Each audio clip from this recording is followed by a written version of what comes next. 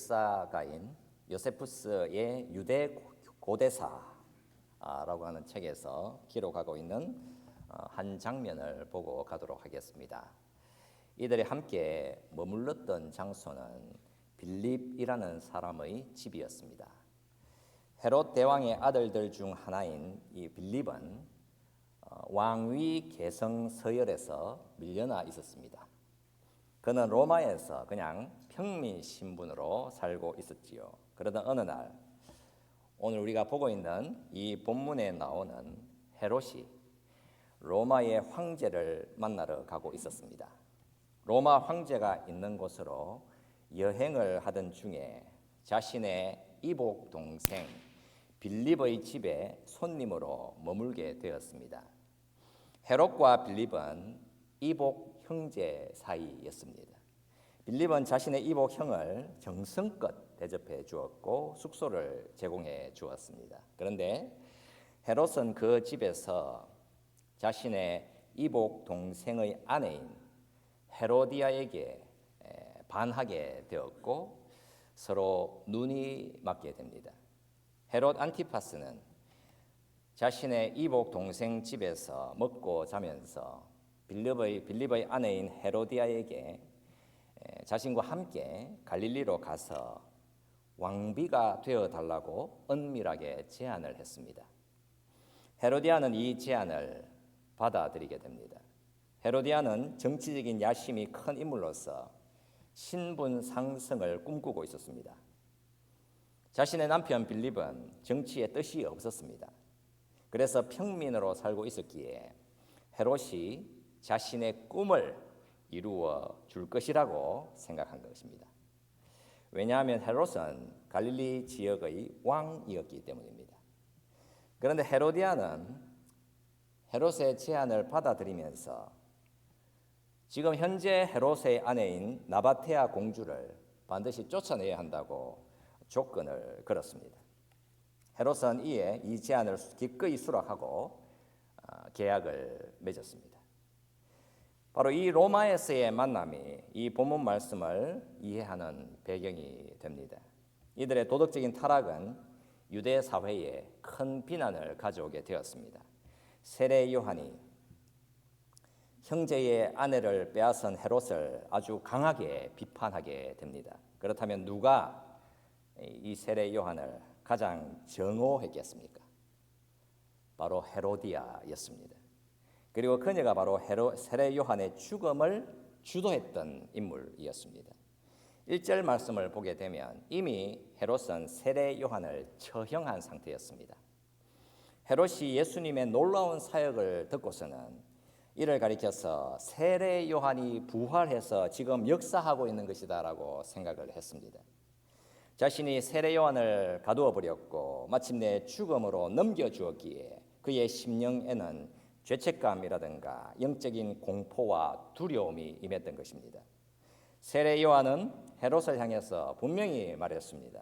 본문 4절에서 당신이 그 여자를 차지한 것은 옳지 않다. 그리하여 이 정죄의 소리에 대해서 헤롯이 가졌던 생각은 헤롯이 요한을 죽이려 하되였습니다. 결국 이 일은 성공적으로 이루어졌습니다. 세례 요한은 헤롯이 머물렀던 마케루스 궁전 아래쪽 절벽 동굴 감옥에 몇 달 동안 갇혀서는 매우 쇠약해져 가고 있었고 이 감옥에서 최후를 맞이하게 되었습니다. 이 마태복음서가 전달되었을 때에 많은 유대인들이 회심하여 그리스도인이 되었습니다. 그렇다면 회심한 그리스도인의 관점에서 볼 때에 이 본문의 말씀은 완전히 새로운 의미를 전달해 주는 것입니다.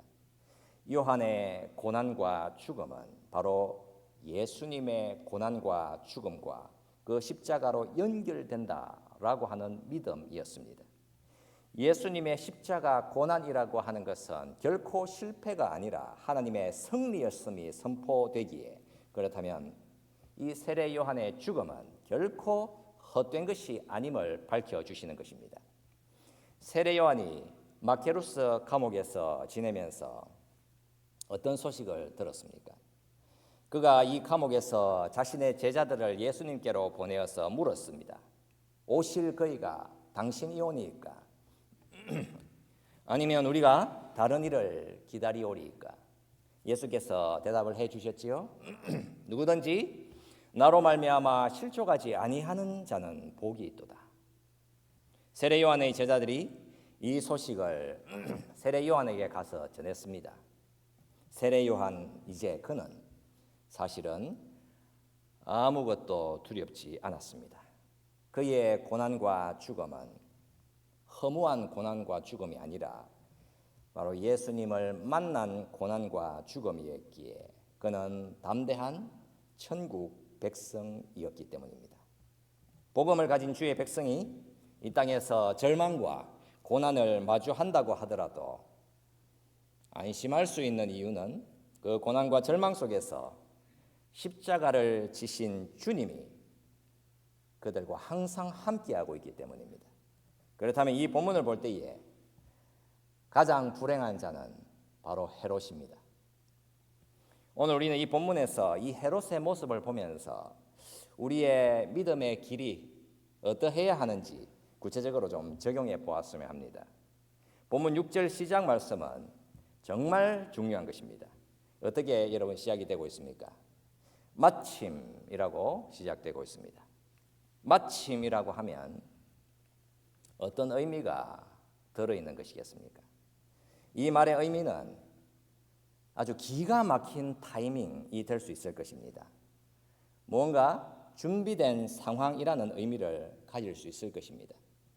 어떤 안도하는 마음 또는 다행스러움이라고 하는 마음이 내포되어 있는 의미일 수 있습니다. 누구에게 그렇겠습니까? 바로 헤로디아에게는 그렇습니다.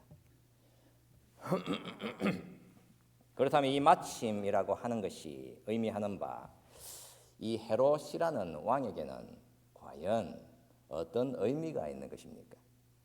가령 본문 9절에서 왕이 근심하나 자기가 맹세한 것과 그 함께 앉은 사람들 때문에 주라 명하고, 그러니까 근심이 보이고 사람들 때문에 라고 하니까 바로 체면이라고 하는 것이 보이는 것입니다. 근심과 체면으로 데려가는 마침이기에 헤롯 입장에서는 반드시 좋은 기회가 아닐 수 있는 것입니다. 과연 헤롯의 마음은 어떠했겠습니까? 마침이라고 하는 이 말이 구체적으로 가리키고 있는 것은 바로 결단의 시간, 운명의 시간인 것입니다. 헤롯이 세례 요한을 감옥에 가두었을 때에 그에게는 두려움의 시간이 임했습니다. 그는 유대인들을 두려워했습니다. 본문 5절에서 무리가 그를 선지자로 여기므로 그들을 두려워하더니라고 말씀하고 있습니다. 그런데 이런 외적인 두려움 외에 사실은 전혀 다른 종류의 두려움을 헤롯이 경험하게 됩니다. 그가 세례 요한을 감옥에 가두었으나 죽일 수 없었던 이유는 이런 외적인 두려움이었는데, 하지만 헤롯 왕의 그 심령 안에는 전혀 다른 고통이 들어 있었습니다. 그 내용에 대해서는 마가복음 6장 20절 말씀에서 그대로 노출시켜주고 있습니다. 헤롯이 요한을 의롭고 거룩한 사람으로 알고 두려워하여 보호하며 또 그의 말을 들을 때에 크게 번민을 하면서도 달갑게 들음이르라. 그러니까 헤롯 왕은 세례 요한을 감옥에서 불러내어서 여러 번 만났다라는 사실을 알 수 있습니다.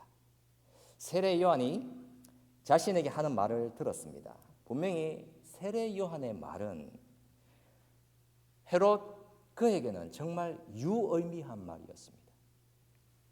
헤롯의 마음에는 이때 두 가지 마음이 나타났습니다. 하나는 달콤함, 또 다른 하나는 번민이었습니다. 세례 요한이 헤롯 왕에게 어떤 달콤한 말을 했겠습니까? 세례 요한의 말이 자신에게 정말 달콤했던 이유는 세례 요한의 말이 너무나도 올바른 말이었기 때문입니다. 비록 자신을 꾸짖는 말이었지만 자신의 문제가 무엇이었는지, 이게 얼마나 심각한 것인지 헤롯의 마음을 만지게 되었던 것입니다. 그게 여러분 대단히 설득력이 있었습니다. 하지만 거부감도 느꼈던 것입니다. 그래서 번민했습니다. 그가 세례 요한의 말을 달콤하게 들었지만 번민을 했다라고 하는 것은 그 마음이 심각하게 흔들렸다라고 하는 의미인 것입니다. 무언가 결정을 내리지 못해서 마음이 마비가 된 상태였다라는 의미입니다. 그러니까 이러지도 저러지도 못했습니다. 기독교에서는 이 마음을 가리켜서 의심 또는 회의감이라고 표현을 합니다.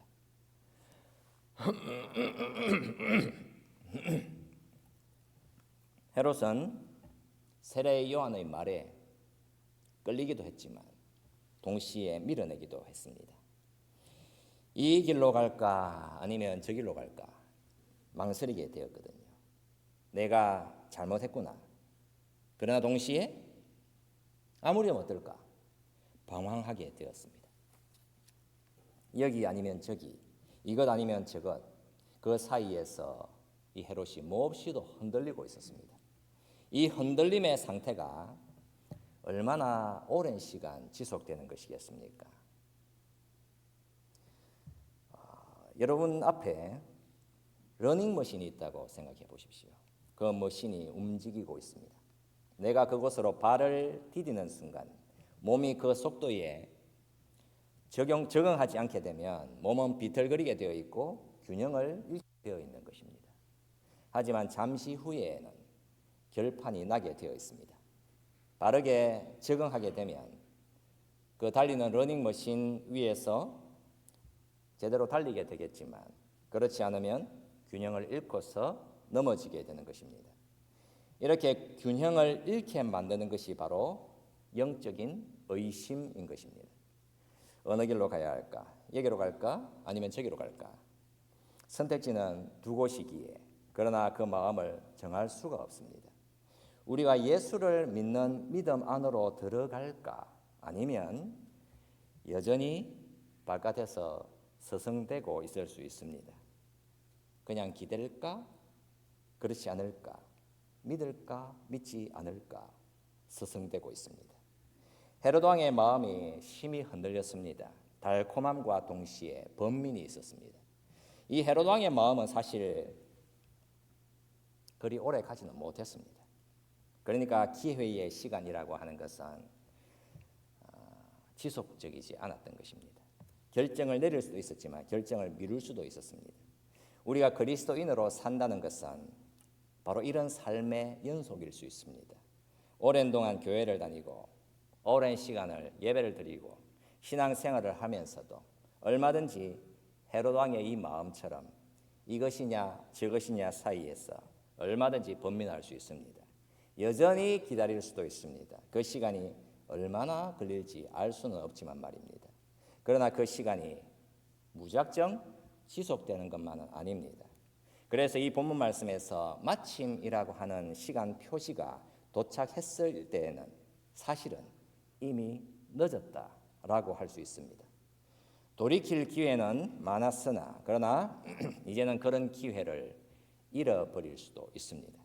그래서 마침이라고 하는 이 시간 표시는 우리 믿는 성도들에게는 너무나도 중요하고 결정적인 시간이라고 할 수 있습니다. 막연하게 무한히 또다시 찾아오는 시간은 아닌 것입니다. 헤롯에게도 기회가 있었습니다. 그를 변화시킬 기회의 시간은 열려 있었지만 그는 그것을 붙잡지 않았습니다. 그는 왕이었으며 그는 권력에 굶주린 사람이었습니다. 그는 권력을 유지하기 위해서 얼마든지 사람들의 등에다가 칼을 꽂을 수 있었습니다. 우리가 생각하기에 그가 왕이라고 한다면 가장 행복해할 것 같지만 사실은 그는 지극히 외로운 자였습니다. 그 외로움 속에서 그러나 그를 새롭게 바꿀 수 있는 기회를 맞이했습니다.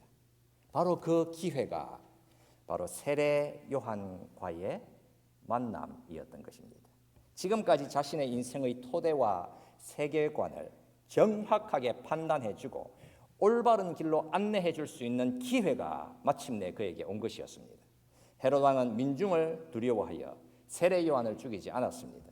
그렇다면 헤롯은 세례 요한에 대해서는 어떻게 생각했겠습니까? 세례 요한은 감옥에 갇혀 있으니까 자기의 명령 아래에 놓여져 있기에 얼마든지 원하는 대로 처리할 수 있었습니다. 그러나 헤롯 왕은 세례 요한이라는 이 사람이 가장 신경에 쓰였으며 자기 자신을 가장 번민하게 만드는 사람이었습니다. 왜 그런가? 그 이유는 자신에게 진실을 말해주는 유일한 사람이었기 때문입니다. 그는 너무나도 정직했으며 너무나도 담대했습니다.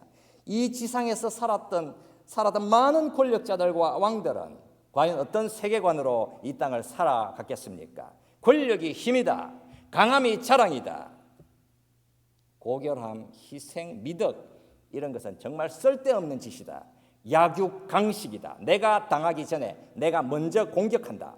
그래서 헤롯이 가진 세계관이란 나의 왕권을 유지하기 위해서라면 얼마든지 타인들을 학대해도 상관없다라고 하는 세계관인 것이었습니다. 그런데 그런 인생 속에 세례 요한이 들어온 것입니다. 그의 인생 속으로 도대체 이놈은 무엇을 원하는 것인가? 이렇게 나를 비난해서 그가 얻는 게 뭐가 있는가? 도대체 이놈 속셈이 과연 무엇인가? 자신의 붙들고 살았던 생각과 세계관을 완전히 다 뒤흔들어 놓은 것이었습니다. 이처럼 예수님을 믿고 살아가는 우리에게도 이런 흔들림, 흔들어 놓음이라고 하는 것은 반드시 일어나게 되어 있습니다. 어지러움을 느끼게 되는 것입니다.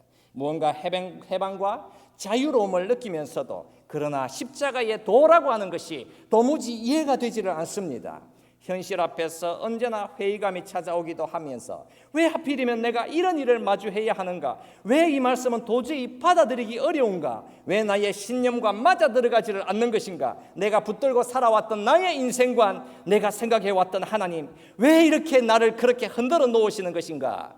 어지러움과 회의감을 마주하게 되는 것입니다. 그러나 이 시간은 확실히 우리를 믿음의 사람으로 더 견고하게 만드는 길이 되는 것입니다. 이것은 우리에게는 기회의 시간인 것이며 그러나 반드시 결정을 내려야 하는 시간인 것입니다. 결정 없이 무한히 지속되는 시간은 없습니다. 바로 이 엄청난 영의 현실을 확실하게 선포해 주고 있는 말씀이 바로 마침이라고 하는 시간 표지입니다. 드디어 무게의 추가 기울어지게 됩니다. 헤로디아가 왔습니다. 과거 아합 왕이 나봇의 포도원을 가지고 싶었으나 그것을 가지지 못했을 때에 이세벨이 나섰습니다.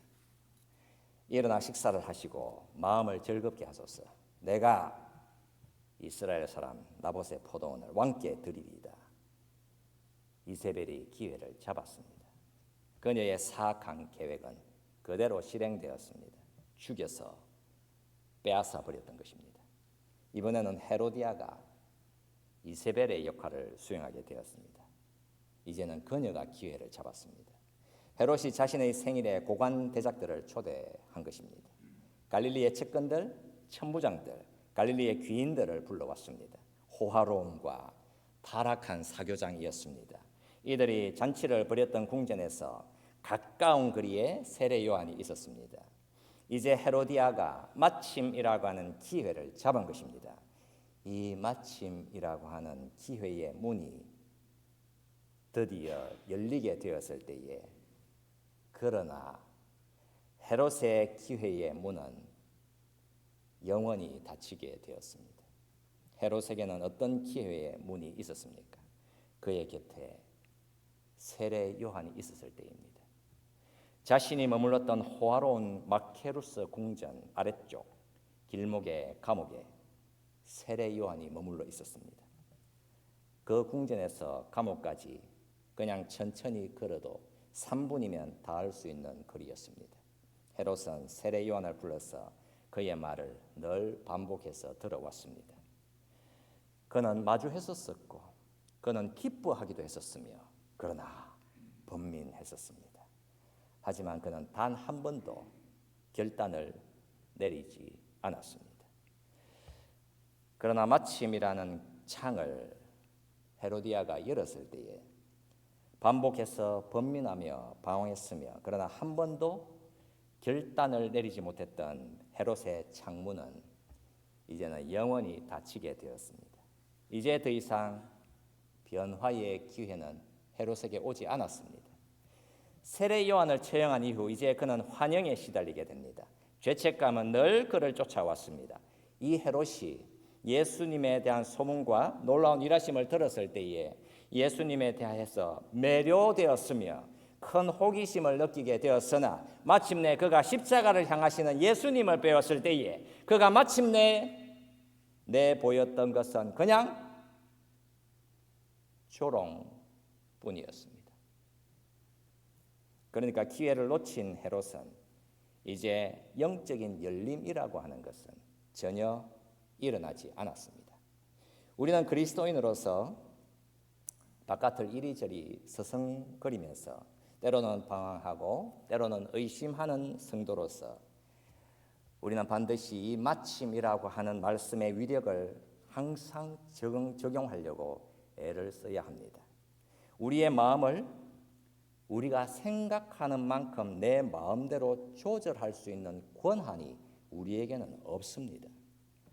인생의 시간 속에서 지금 곧바로 무언가를 결심하고 결단해야 한다는 마음이 들고 분명히 그런 선택을 해야 한다는 사실은 알고 있지만 그러나 여전히 주저하고 있다라고 한다면 그러니까 지금 정말 결심하고 선택을 해야 하는데 계속해서 미루고 있다라고 한다면 그 기회의 창은 영원히 열리지 않는 것입니다. 우리는 부드러운 마음, 우리의 열린 마음, 우리의 주님을 향한 마음, 그것을 내 마음대로 조절할 수 없습니다. 아마도 열흘 뒤, 아니면 10달 뒤, 아니면 10년 뒤, 그때쯤 가서 내가 마땅히 해야 한다고 느끼고 수행할 능력이 그때는 없을 수 있을 것입니다. 그러니까 헤롯 왕에게 기회의 시간이 주어졌을 때 번민하고 두려워하고 괴로워하고 그러나 때로는 기뻐하고 달콤함을 느꼈으면서도 여전히 선택을 최종적으로 하지를 않아서 기회의 창을 놓친다라고 한다면 그 기회는 영원히 오지 않을 수 있습니다. 지금 곧바로 선택하지 않는다면 말입니다. 지금 바로 이 거룩한 순간, 찰나로 멈추어져 있는 이 순간을 결심하고 선택하지 않는다면 마침이라고 하는 어두움이 우리를 엄습하여서는 얼마든지 영혼의 절망 속으로 데려갈 수 있습니다. 의심, 회의감, 내면의 갈등, 번민과 불안함, 두려움, 마침내 조롱과 비웃음, 우리는 이제 더 이상 아무것도 확신할 수 없게 되는 것입니다. 내 삶의 뿌리, 그 삶의 근간을 바꾸어야 함을 깨달을 때에 우리는 서둘러 살아계신 하나님, 저와 여러분들의 구원의 주가 되신 예수님께로 마음을 정해야 합니다. 기회가 왔을 때에 잡아야 하는 것입니다. 그 문은 항상 열려 있지만은 않을 것이기 때문입니다. 분명히 모든 인간 삶의 뿌리에는 다 나의 구원자가 들어 있습니다. 우리의 자존감, 우리의 가치, 우리의 자신감, 우리의 시간, 우리에게는 우리가 붙잡고 사는 희망의 끈이 다들 있는 것이겠지요. 내 삶의 의미를 부여해 주는 무언가를 우리는 늘 추구하면서 살아가게 될 것입니다. 그게 권력일 수도 있을 것이고 칭찬과 인정받음일 수도 있을 것이고 내 경력과 내 돈일 수도 있을 것이고 나의 사랑, 나의 가족, 나의 지성과 나의 외모일 수도 있겠지요. 다들 무언가를 추구하면서 나의 의미가 될 자부심을 찾아서 다들 열심히 길을 떠나고 있는 것입니다. 헤로디아의 딸이 연석 가운데서 춤을 추어 헤롯을 기쁘게 하니라고 말씀하고 있습니다. 헤롯이 누린 그 기쁨, 자신을 너무나도 기분 좋게 만들었던 그것이 치명적으로 그를 공격해 들어옵니다. 헤롯이 세례 요한의 목을 베어서 헤로디아에게로 넘겨주게 한 힘은 그의 체면이었습니다. 작아 보이는 그 체면, 그 자존심이 어떤 역할을 수행했는가? 헤롯이 자신을 사탄에게 팔아넘기는 역할을 수행했습니다. 그는 사탄의 노예가 되었던 것입니다. 여러분, 우리의 인생의 가장 큰 기쁨 또는 가장 큰 두려움, 과연 이 정체가 무엇인지 우리는 생각해야 합니다.